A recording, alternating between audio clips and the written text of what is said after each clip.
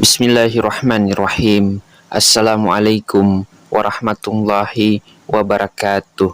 Puji syukur kita panjatkan kehadirat Allah Subhanahu wa Ta'ala yang telah mempertemukan kita di channel ini.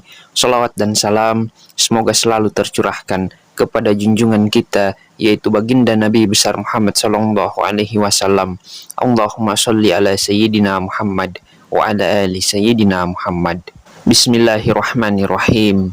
Assalamualaikum warahmatullahi wabarakatuh. Kaum muslimin dan muslimat yang dirahmati Allah Subhanahu wa Ta'ala, pada kesempatan kali ini saya akan membagikan tentang keutamaan sholat duha. Dan sholat duha ini sangat dianjurkan oleh Rasulullah Shallallahu Alaihi Wasallam. Beliau selalu menunggu hingga waktu duha dan melaksanakan sholat duha dengan istiqomah. Dan jika kita melaksanakan sholat duha dengan rutin setiap pagi, maka kita akan mendapatkan banyak keutamaan. Di antaranya, yang pertama adalah sholat duha kita dianggap sebagai sedekah. Kemudian yang kedua, dosa-dosa orang yang melaksanakan sholat duha akan diampuni oleh Allah Subhanahu wa Ta'ala. Dan yang ketiga, Allah Subhanahu wa Ta'ala akan memberikan kecukupan rezeki dan keberkahan bagi mereka yang istiqomah dalam melaksanakan sholat duha. Dan keutamaan ini dijelaskan dalam hadis qudsi, bahwasannya Rasulullah Shallallahu Alaihi Wasallam bersabda, Allah Subhanahu wa Ta'ala berfirman, wahai anak Adam, janganlah engkau tinggalkan 4 rakaat sholat di awal siang atau di waktu duha, maka itu akan mencukupimu di akhir siang.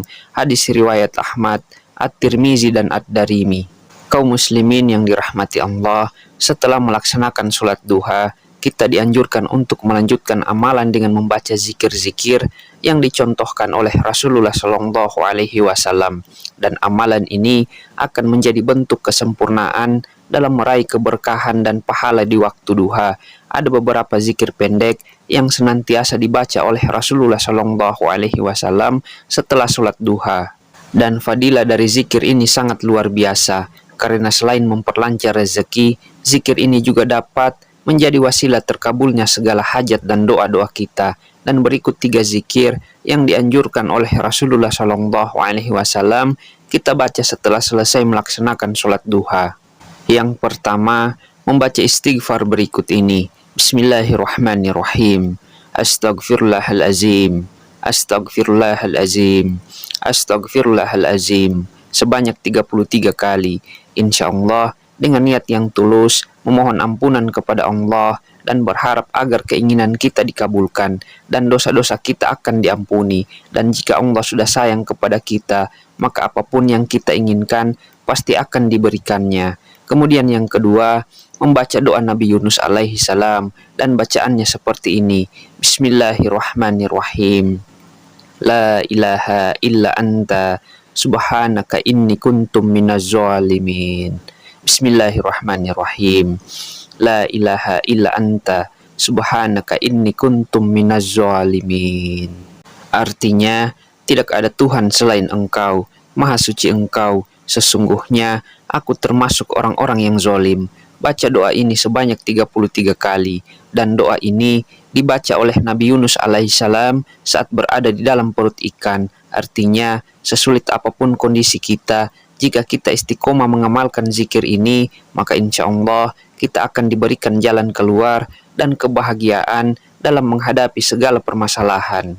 Lalu kemudian yang ketiga, yaitu membaca zikir Asmaul Husna berikut ini.